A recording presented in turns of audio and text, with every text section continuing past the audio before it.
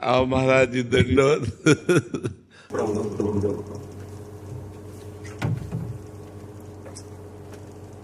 बाबा ने भेजा महाराज। बहुत बढ़िया दर्शन दिए, आकर के बड़ी कृपा करे। बाबा स्वस्थ है? हाँ, बाबा ने ही आगमन की कहा था कि महाराज जी के दर्शन करने के लिए मैं आऊंगा, और जब भी अनुकूलता बनेगी बाबा आएंगे कभी दर्शन के लिए, यहाँ आएंगे। अरे जब कहोगे हम फिर चले गए इधर। वो हमारे गुरुजन है, पूज्य जन है। महाराज जी को ओढ़ा देना। राधा राधा राधा राधा। जय हो मेरी स्वामी जय। जय पतित पावन करुणा। एक नीलांबर लाओ, श्री जी का नील रंग की चुनरी लाओ। आप श्री का वो सत्संग आज से करीब 7 साल पहले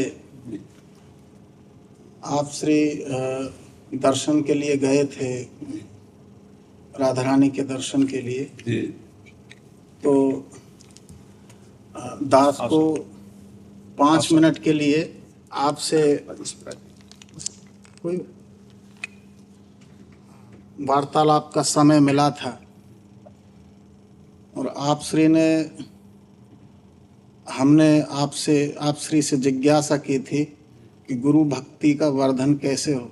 आप श्री ने जो उपदेश दिया था उसी उपदेश को सब समय स्मरण में रख करके बाबा के श्री चरणों में पड़ा रहता हूँ, और जीवन की यही अभिलाषा है, बाबा के श्री चरणों की रज मिलती रहे।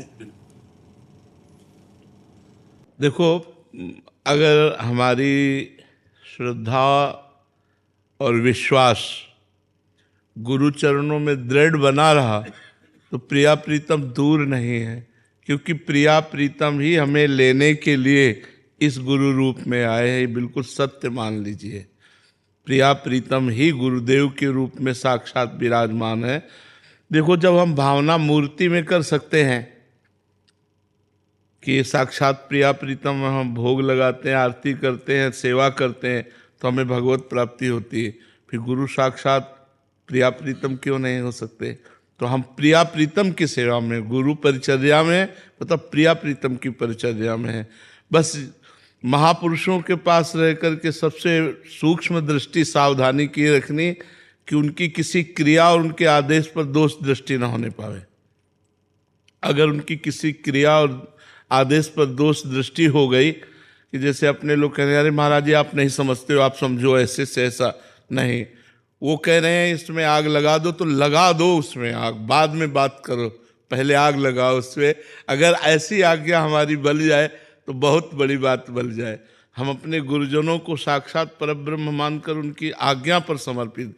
देखो, हमारा कुछ नहीं है, ये संपूर्ण सृष्टि भगवान की है, और भगवान ही जब गुरुदेव के रूप में आए हैं तो संपूर्ण सृष्टि का भार भगवान जो लिए हुए हैं वो मेरा भार ले चुके हैं, इसलिए मेरे गुरुदेव के रूप में आए। अब हमको केवल उनकी आज्ञा पे तत्पर होना है।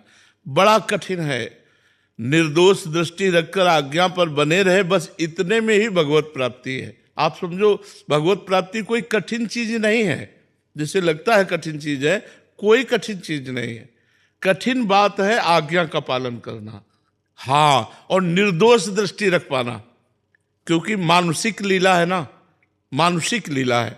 दैवी लीला में तो निर्दोष दृष्टि नहीं मतलब रखनी पड़ेगी, अपने आप रहेगी, क्योंकि दिव्य लीला है। और मानुषिक लीला में जरूर न जरूर हमें अपनी दृष्टि पवित्र, जो पास रहने वाले जन हैं उनको बहुत पवित्र दृष्टि रखनी पड़ेगी, क्योंकि उनकी मानुषिक लीला है। कोई न कोई मानुषिक लीला में ऐसा क्यों, हमारी फिर दृष्टि पैदा हो गई तो हमारी सारी साधना फेल हो जाएगी।